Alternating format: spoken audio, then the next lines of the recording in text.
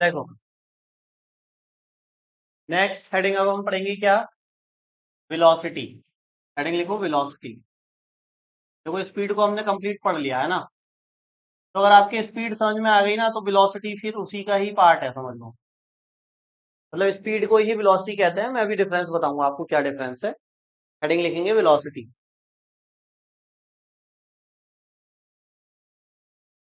ठीक है। अब देखो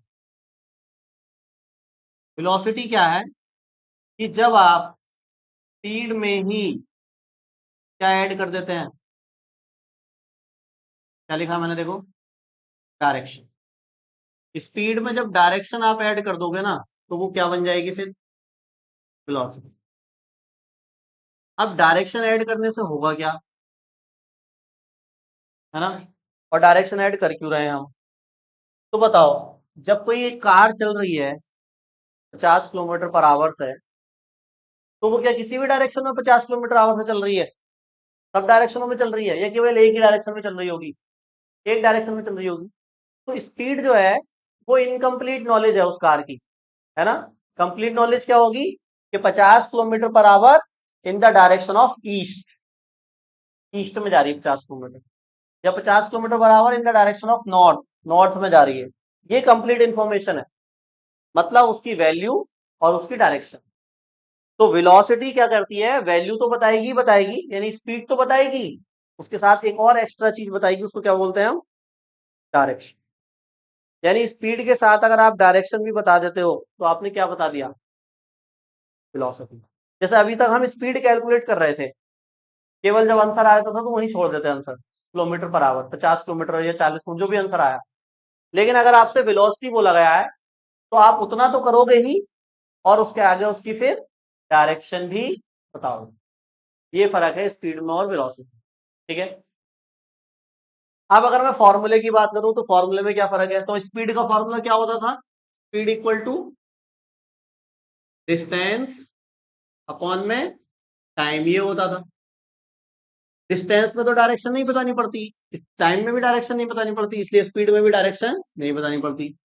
लेकिन वेलोसिटी में डायरेक्शन बतानी है, तो वेलोसिटी का फॉर्मूला ऐसा नहीं होगा। देखो कैसा होगा, वेलोसिटी इक्वल टू डिस्टेंस की जगह वो ले लेगा जो डायरेक्शन बताता है। बताओ कौन बताता है, डिस्प्लेसमेंट। डिस्प्लेसमेंट भी डिस्टेंस ही है, लेकिन वो डायरेक्शन बताने वाली डिस्टेंस है, शॉर्टेस्ट डिस्टेंस। और शॉर्टेस्ट डिस्टेंस एक पर्टिकुलर डायरेक्शन में ही होती है, हर डायरेक्शन में नहीं होती, है ना। समझाया था ना एग्जांपल से, ठीक है। तो डिस्टेंस की जगह ऊपर क्या आ जाएगा बताओ आप, डिस्प्लेसमेंट, क्योंकि इसमें डायरेक्शन होती है ना। और अपॉन में क्या रहेगा, टाइम। तो वेलोसिटी को हम कहेंगे डिस्प्लेसमेंट अपॉन टाइम, और स्पीड को क्या कह रहे थे, डिस्टेंस अपॉन टाइम। और डिस्प्लेसमेंट और डिस्टेंस तुम्हें पता है क्या फर्क है दोनों। ठीक है, लिखो डेफिनेशन, लिखो लिखो the ratio of displacement and time is called displacement. The ratio of displacement and time is called displacement. विस्थापन is called velocity, is called velocity. Mansi, बोल दिया मैंने, वो मुंह से निकल गया मैंने। The ratio of displacement and time is called velocity. क्या लिख लिया मनीषा तुमने, इज कॉल्ड डिस्प्लेसमेंट। थोड़ा सा यूज करा करो इसका, हम जो बोल रहे हैं वही नहीं लिखना होता है ना, कभी कभी निकल जाता है मुझसे। हाँ लिख भी जाता है। तो चलो लिखो नंदिनी, देखो विस्थापन तथा समय के अनुपात को वेग कहते हैं।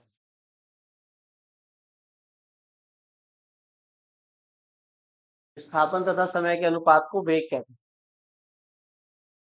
ठीक है।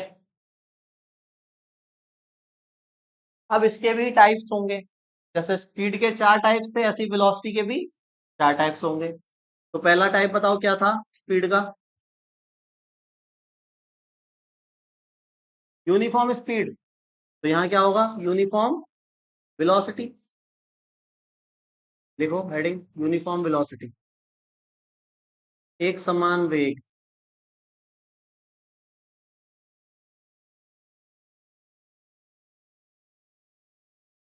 ठीक है, हेडिंग लिखो एक समान वेग। तो बस अब वहां पर क्या हो रहा था कि एक कोई ऑब्जेक्ट था, वो सेम टाइम में सेम डिस्टेंस चल रहा था, है ना।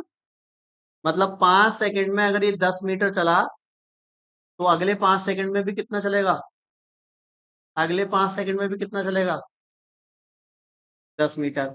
और वहां हमने कहा था ये 10 मीटर क्या है, उसकी डिस्टेंस है। लेकिन यहां हम क्या कहेंगे कि 5 सेकंड में 10 मीटर का क्या है, उसका डिस्प्लेसमेंट, बस विस्थापन है 10 मीटर। ठीक है, अगले 5 सेकंड में भी विस्थापन समान है, अगले 5 सेकंड में भी विस्थापन समान। यानी यदि कोई ऑब्जेक्ट समान समय में समान विस्थापन तय करता है, if an object travels equal displacement in equal time, distance की जगह क्या कर देना है, then the velocity is called uniform velocity. ठीक है, नोट करो खुद से। नेक्स्ट क्या है हमारे पास, वेरिएबल वेलोसिटी।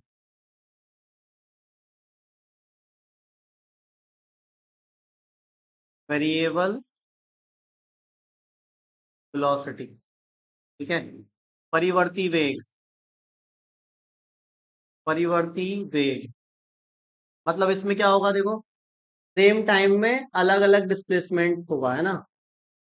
टाइम सेम है लेकिन डिस्प्लेसमेंट अलग अलग है। पहले 5 सेकंड में 10 मीटर, दूसरे 5 सेकंड में 15 हो गया, तीसरे 5 सेकंड में 20 हो गया। तो अगर समान समय में अलग अलग विस्थापन तय करती है, तो इस प्रकार का वेग परिवर्ती वेग कहलाएगा, है ना।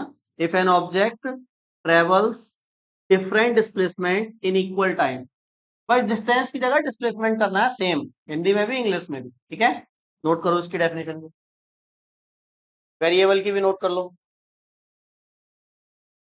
नेक्स्ट था हमारे पास यूनिफॉर्म वेरिएबल, फिर एवरेज, एवरेज वेलोसिटी।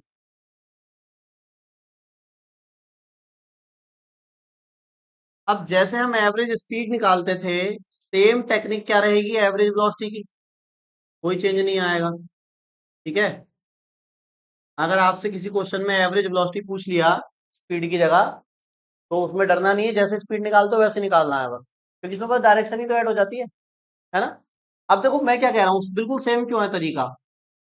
वेलोसिटी तब ठीक रहेगा कहना, जब हमारा मोशन कैसा है, मतलब एक प्लेन में मोशन है। अगर ऑब्जेक्ट ऐसे चल रहा है, ऐसे चल रहा है, ऐसे चल रहा है, ऐसे चल रहा है, यहाँ पहुंचा, ठीक है, तो उसने मान लो ये वाला पाथ लिया, सेलेक्ट किया, ठीक है, तब तो हम कहेंगे कि स्पीड है, क्योंकि डिस्टेंस है नहीं ये दूसरा वाला पाथ है। लेकिन जब वेलोसिटी की बात होगी, तो वेलोसिटी केवल इस डायरेक्शन में होगी, ये होगी वेलोसिटी उसकी, इस वाले पाथ पर, क्योंकि ये डिस्प्लेसमेंट है। अब हमारे चैप्टर का नाम क्या है, straight line motion, straight line motion. अब बताओ स्ट्रेट लाइन मोशन में मतलब डिस्टेंस और डिस्प्लेसमेंट क्या अलग अलग होगा। अगर कोई पार्टिकल इस ए पॉइंट से बी पॉइंट पर गया है स्ट्रेट लाइन में, तो अगर मैं तुमसे डिस्प्लेसमेंट पूछूंगा इससे बी तक का, वो यही है, और डिस्टेंस पूछूंगा तो वो भी यही है ना। तो इसलिए स्ट्रेट लाइन मोशन में वेलोसिटी और स्पीड दोनों सेम ही है। स्पीड और वेलोसिटी तब थोड़ी अलग हो जाती है जब मोशन स्पीड अलग है और वेलोसिटी अलग है, अलग अलग डायरेक्शन, पाथ अलग अलग है। हमारा पार्टिकल स्ट्रेट लाइन, पूरे चैप्टर में स्ट्रेट लाइन पे ही चलेगा, तो उसके लिए डिस्टेंस भी वही होगी और डिस्प्लेसमेंट भी वही होगी, सेम ही होगा। ठीक है, तो जो तरीका स्पीड निकालने का बताया गया था एवरेज, वही तरीका वेलोसिटी निकालने का होगा। ठीक है, तो बताओ यहाँ पे एवरेज स्पीड का क्या फॉर्मूला था, एवरेज स्पीड का फॉर्मूला था total distance upon total time, और वेलोसिटी का क्या हो जाएगा, टोटल डिस्प्लेसमेंट और अपॉन में टोटल टाइम। ठीक है, अपॉन में टोटल टाइम, उसमें टोटल डिस्टेंस था, उसमें टोटल डिस्टेंस। अब इसको कैसे लिख सकते हैं, देखो वी एवरेज, अब ये तो स्पीड है, वी एवरेज तो स्पीड से भी लिखा था, तो इसको वेलोसिटी बनाने के लिए इसमें तो डायरेक्शन होती है ना, तो डायरेक्शन दिखाने के लिए मैं ऐसे करके इसके ऊपर क्या बना दूंगा, एरो। अब ये वाला साइन यूज कर रहे हो, इसका मतलब तुम वेलोसिटी निकाल रहे हो, और खाली एरो नहीं लगा रहे तो क्या निकाल रहे हो, स्पीड। बस इतना ही तो फर्क है। इसमें भी बताओ, डिस, उसको डिस्टेंस को हमने एस से लिखा था, ऐसे एस डी ए की बात है, वो भी लिखा था है ना, और टाइम को किससे लिखा था, टी से। तो अब ये तो डिस्प्लेसमेंट है, डिस्टेंस थोड़ी है, तो इसके ऊपर भी क्या लगेगा, एरो। एरो क्या बता रहा है कि ये डिस्प्लेसमेंट है, डायरेक्शन बता रहा है, और ये क्या है, वेलोसिटी। तो ये फॉर्मूला हुआ है, नोट करो। इस एरो को हम क्या बोलते हैं, वेक्टर। इस एरो को वेक्टर बोलते हैं क्योंकि ये अब डायरेक्शन आ गई।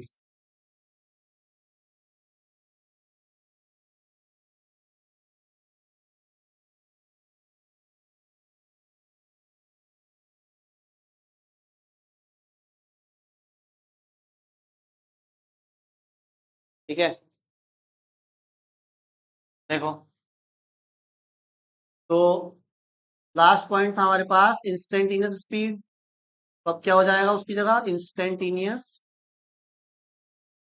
वेलोसिटी, यानी तात्क्षणिक वेग।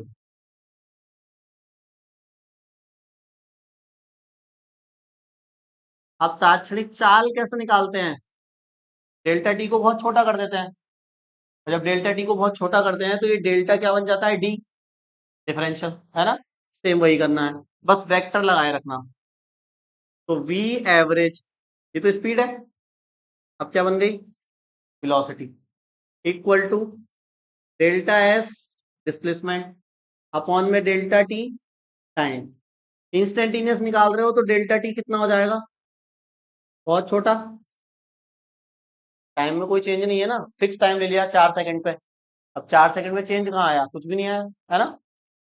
जब टाइम छोटा हो गया तो ये दोनों क्या बन जाएंगे, बोलो, अरे डी बन जाएंगे ना, तो डी एस अपॉन, देखो वही फॉर्मूला है सेम। मैं क्या कह रहा हूँ, वेलोसिटी क्या है, कुछ नहीं है, बस स्पीड में क्या जोड़ दो, स्पीड में डायरेक्शन जोड़ दो, वेलोसिटी बन जाएगी। नोट कर लो इसको भी। ठीक है, तो ये हो गई हमारी वेलोसिटी। इस तरह से हम स्पीड के क्वेश्चन कर रहे थे, बिल्कुल उसी तरीके से वेलोसिटी के भी होंगे। ठीक है, कोई डिफरेंस नहीं होगा, देखो फॉर्मूले भी सारे सेम ही हैं, बस डायरेक्शन का फर्क होता है। ठीक है, चलो, एक क्वेश्चन मैं लिख रहा हूँ, तो करेंगे खुद से, है ना। मिटा दूं, आसान क्वेश्चन है। हाँ, तो कह रहे हैं उस समय पर कण का विस्थापन बताइए जब उसका वेग 0 हो, यानी शून्य हो। देखो क्वेश्चन क्या है, समझ लो एक बार, क्वेश्चन समझो पहले। कह रहे हैं particle moves in straight line, एक स्ट्रेट लाइन में पार्टिकल मूव कर रहा है, सही है। The relation between distance X and time T is given as this, ये टाइम में और डिस्टेंस में रिलेशन दिया हुआ है। ठीक है, कैलकुलेट द डिस्प्लेसमेंट, क्या कैलकुलेट करना है, डिस्प्लेसमेंट कैलकुलेट करना है, ऑफ द पार्टिकल, तब at that time when velocity is 0, जब वेलोसिटी 0 होगी उस टाइम पर डिस्प्लेसमेंट बताना है। अब बताओ, अब तक जो तुमने क्वेश्चन करे थे उसमें फंक्शन दिया था और किसी टाइम पर वेलोसिटी पूछ रहा था या स्पीड पूछ रहा था, तो तुम फंक्शन का डिफरेंशियल करते थे, स्पीड आ जाती थी, टाइम की वैल्यू रख देते थे, उस टाइम पे आ जाती थी। ऐसे तो कर रहे थे, क्वेश्चन वही है, बस थोड़ा सा घुमा के पूछा है। कह रहे हैं अब वेलोसिटी मत बताइए, अब क्या बताइए आप, डिस्प्लेसमेंट। अब कौन किस टाइम पे बताना है, तो कह रहे हैं उस टाइम पे बताना है जब उसकी वेलोसिटी क्या होगी, 0। तो मैं थोड़ा हिंट देता हूं करना कैसा है। सबसे पहले आप वही काम करेंगे जो करते करते आए थे, वेलोसिटी निकालेंगे। ठीक है, और वेलोसिटी निकालने के लिए इसका क्या करना पड़ेगा, डिफरेंशियल, डिफरेंशियल करके वेलोसिटी आ गई, सही है। अब वेलोसिटी को क्या कर देंगे, 0, क्योंकि उसने बोला ना वेलोसिटी 0 है। वेलोसिटी को 0 करके एक टाइम की वैल्यू आएगी, पहले जब डिफरेंशियल करोगे तो वेलोसिटी आएगी, वेलोसिटी में टी लिखा होगा, टी, टी में आंसर आएगा, सही है। और जब उसको 0 के बराबर करोगे तो t की वैल्यू आएगी, तो टाइम की वैल्यू आ गई निकल के। फिर उस t की वैल्यू को इस इक्वेशन में पुट कर दोगे t की जगह पे, तो x ही तो डिस्प्लेसमेंट होगा, फिर x निकाल, पहले v निकलेगा, उसको 0 करके t निकलेगा, फिर t को पुट करना है इक्वेशन में जो दी हुई। ठीक है, कोशिश करो, ट्राई करो, नहीं होगा तो मैं कराऊं। देखो, तो करते हैं इस क्वेश्चन को। देखो, हम सबसे पहले हम क्या करेंगे, वेलोसिटी कैलकुलेट करेंगे। ठीक है, तो t equal to root X plus 3, यहां से x की वैल्यू निकाल लेते हैं पहले। तो t minus three equal to root X, दोनों साइड का स्क्वायर कर दोगे, तो t माइनस थ्री का whole square equal to X. इसका स्क्वायर रूट खोल सकते हैं, मतलब इसका स्क्वायर खोल दो, a माइनस बी का, A square plus B square मतलब 9 और 2ab मतलब 60, X equal to T square minus 60 plus 9। ठीक है, ये आ गई हमारे पास एक्स की वैल्यू। अब इसकी क्या निकालनी है, पहले वेलोसिटी निकाल लेते हैं, क्योंकि उसको 0 करना है ना। तो वेलोसिटी निकालने के लिए फॉर्मूला लगाएंगे, v equal to D X upon D T. देखो सेम वही फॉर्मूला है। ठीक है, तो v equal to D upon D T, X की वैल्यू बताओ, टी स्क्वायर माइनस 60 प्लस 9। तो डिफरेंशियल कैसे करते हैं बताया गया था, टू कहाँ जाएगा आगे, माइनस यहाँ से t का क्या हो जाएगा 1 और 9 का 0, तो v equal to 2t minus 6। अब क्वेश्चन में क्या बोला है, अकॉर्डिंग टू क्वेश्चन वेलोसिटी को क्या करना है 0, और वो टाइम निकालना है जब वेलोसिटी 0 हुई। तो इसको 0 जब करोगे आप, तो 2t माइनस 6 इक्वल टू क्या कर दोगे 0। तो यहाँ पे 2t इक्वल टू 6, तो t इक्वल टू 6 अपॉन 2, 2 3 जा, जब t इक्वल टू 3 सेकेंड था तब वेलोसिटी 0 हो गई थी। तो जब वेलोसिटी 0 हो गई तो फिर डिस्प्लेसमेंट कितना था उसका उस टाइम पर। तो t की वैल्यू हमें कहाँ पुट करनी है, इस इक्वेशन में पुट कर देते हैं यहाँ पर, यहाँ से x निकल जाएगा। यहाँ भी पुट कर सकते हो, यहाँ से भी निकल जाएगा, लेकिन फिर से रूट हटाना पड़ेगा, इसलिए यही पुट कर दो, है ना। तो क्या है मेरे पास, देखो क्या इक्वेशन है, x equal to T minus three का होल स्क्वायर, तो x इक्वल टू टी कितना है 3 माइनस थ्री का होल स्क्वायर, तो x इक्वल टू 0। यानी जब वेलोसिटी 0 थी, जब वेलोसिटी 0 थी 3 सेकंड पे, तो डिस्प्लेसमेंट भी कितना था 0 था, या तो पार्टिकल वहां पर घूम के वहीं आ गया होगा वापस। तो t इक्वल टू 3 सेकंड, तो वेलोसिटी भी 0 हो गई और डिस्प्लेसमेंट भी 0। ठीक है, चलो, तो देखो नेक्स्ट क्वेश्चन, देखो कह रहे हैं particle moves in a straight line, the relation distance x and time is given। देखो ये रिलेशन दिया है, x equal to T cube plus T T square minus 90। तो क्वेश्चन ये है, calculate the time, calculate the time at which velocity is 0। समझ गए question क्या है, वह समय बताइए जब वेग कितना है 0। तो वेलोसिटी निकालकर क्या कर देनी है आपको, अरे वेलोसिटी निकालकर 0 कर देनी है, वहां से टी की वैल्यू आ जाएगी। अब उसको पुट नहीं करना कहीं भी, बस टाइम ही बताना है। जैसे अभी टी की वैल्यू 3 सेकंड आई थी ना, बस वहां तक करना है। ठीक है, करो जल्दी, ट्राई करो उसको जल्दी। हम्म, हेलो, हम्म, तो वेलोसिटी को 0 करके टाइम निकालना है ना, तो पहले वेलोसिटी निकाल लेते हैं। तो वेलोसिटी कैसे निकलेगी, D X upon D T. Differential कर दो, मैं डायरेक्ट कर रहा हूँ अब। 3 किधर आ जाएगा आगे, और इसका क्या हो जाएगा स्क्वायर, सही है, पावर आगे, पावर में से एक माइनस, प्लस 2 कहाँ जाएगा आगे 6, और 2 में से 1 गया टी, माइनस 9 के साथ जो टी है उसका कितना हो जाएगा 1, तो 9 आ गया, सही है। अब वो कह रहा है वो टाइम बताओ जब वेलोसिटी 0 है। तो if t is equal to 0, तो फिर देखो 3t square plus 60 minus 9 equal to क्या कर दिया मैंने 0। ये बन गई क्वाड्रेटिक इक्वेशन, द्विघात समीकरण। ठीक है, अब 3 की इंटू 9 से करेंगे, 3 9 के 27, मल्टीप्लाई करके 27 लाना है, माइनस करके 6, तो हम कर सकते हैं, देखो 9 माइनस 3t, और माइनस 9 इक्वल टू 0। टी को सेपरेट कर देंगे, तो 3t square 90 minus dt minus 9 equal to 0। ये 10th में करे थे सवाल ऐसे वाले हाई स्कूल में, है ना। इन दोनों में क्या कॉमन है बताओ? 3t कॉमन है, तो यहाँ क्या बचेगा? t प्लस 3, 3 जा, टेबल भी कॉमन आता है ना, कि अगर दोनों नंबर किसी टेबल में आते हैं तो उसको भी कॉमन ले लेते हैं।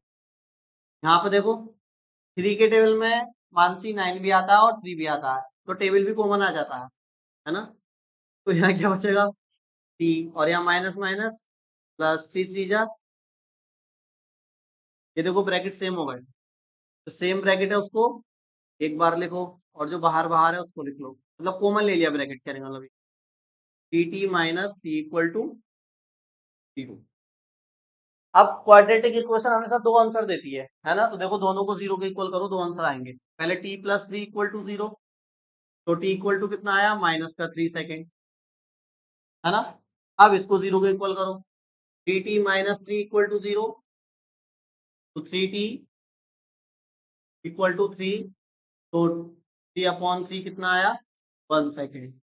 तो कौन सा आंसर ठीक है, कौन सा टाइम ठीक है बताओ?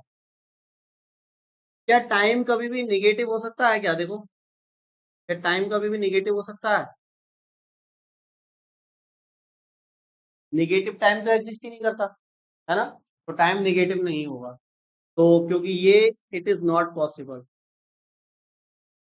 It is not possible, time negative नहीं हो सकता, तो ये आंसर तो पॉसिबल है नहीं। इसका मतलब कौन सा आंसर ठीक है? 1 से, इट इज करेक्ट।